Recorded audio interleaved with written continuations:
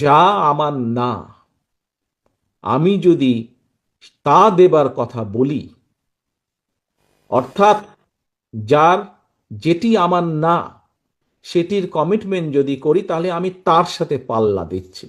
অর্থাৎ দোজক বেহেশত দুনিয়া সবকিছুর মালিক আল্লাহ। যেটার মালিক আল্লাহ, যেটার কথা একমাত্র আল্লাহ তালাই বলতে পারে, সেখানে যদি আমি কিছু বলতে চাই, আমার নর্মাল দৃষ্টিকোণ থেকে আমি বুঝি যে সেটি হচ্ছে শিরিক, সেটি হচ্ছে শিরিকের পর্যায়ে পড়ে।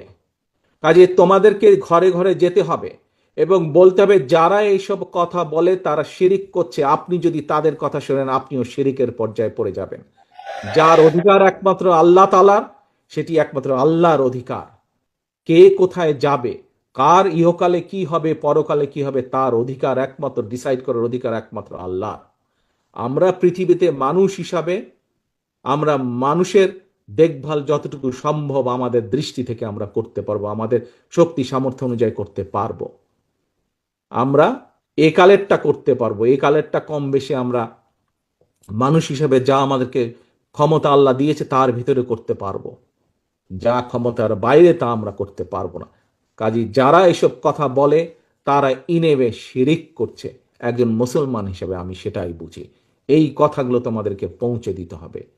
তবে সবচেয়ে বড় কথা হচ্ছে, যা তোমরা আজকে শিখে গিয়েছো, যা তোমরা আজকে জেনে গিয়েছো, যা তোমরা আজকে বুঝে গিয়েছো, এগুলো মানুষের দোরগোড়ায় পৌঁছে দিতে হবে তোমাদেরকে। তোমাদেরকে বিএনপির অ্যাম্বাসাডার হিসাবে যেতে হবে, আজকে মানুষের রাষ্ট্রদূত হিসাবে, দূত হিসাবে যেতে হবে। এখন আমার প্রশ্ন তোমাদের কাছে, তোমরা কি এই কঠিন কাজটি করতে পারবে? যদি তোমরা এই কঠিন কাজটি করতে পারো, তাহলে ইনশাল্লাহ বিএনপি দেশ গড়ার যে পরিকল্পনা, সেই পরিকল্পনার পক্ষে ইনশাল্লাহ আমরা জনগণের রায় পাব। এবং জনগণের রায় ইনশাল্লাহ পেলে ইনশাল্লাহ আমরা এই পরিকল্পনাকে ধীরে ধীরে পর্যায়ক্রমিকভাবে বাস্তবায়ন করব ইনশাল্লাহ। প্রিয় সহকর্মীবৃন্দ, আশা করি, প্রত্যাশা করি এবং ইনশাল্লাহ তোমরা তোমাদের কাজে সফল হও। তোমাদের সেই সফলতা কামনা করে আমার বক্তব্য শেষ করছি। আল্লাহ হাফেজ। বাংলাদেশ জিন্দাবাদ। বাংলাদেশ জাতীয়তাবাদী দল জিন্দাবাদ। প্রিয় ভাই বোনেরা, কিছু কিছু মানুষ বা কোনো কোনো গোষ্ঠী ইদানিং বলতে শুনেছি, বা বিভিন্ন জায়গায় কেউ কেউ সোশ্যাল মিডিয়ায় বলে যে অমুককে দেখলাম, তমুককে দেখলাম, তমুককে দেখলাম। এবার অমুককে দেখুন।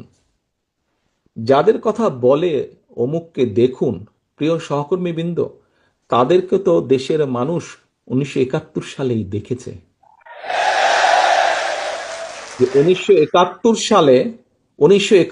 সালে তারা তাদের নিজেদের স্বার্থ রক্ষার্থে কিভাবে লক্ষ লক্ষ মানুষকে হত্যা করেছে। ঠিক যেভাবে পতিত স্বৈরাচার পালিয়ে যাওয়ার আগে হাজারো হাজারো মানুষকে হত্যা করেছিল ক্ষমতা ধরে রাখার জন্য।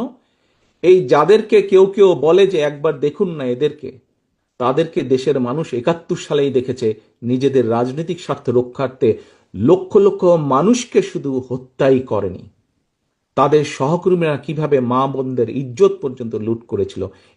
এই কথাটি আমাদেরকে মনে রাখতে হবে।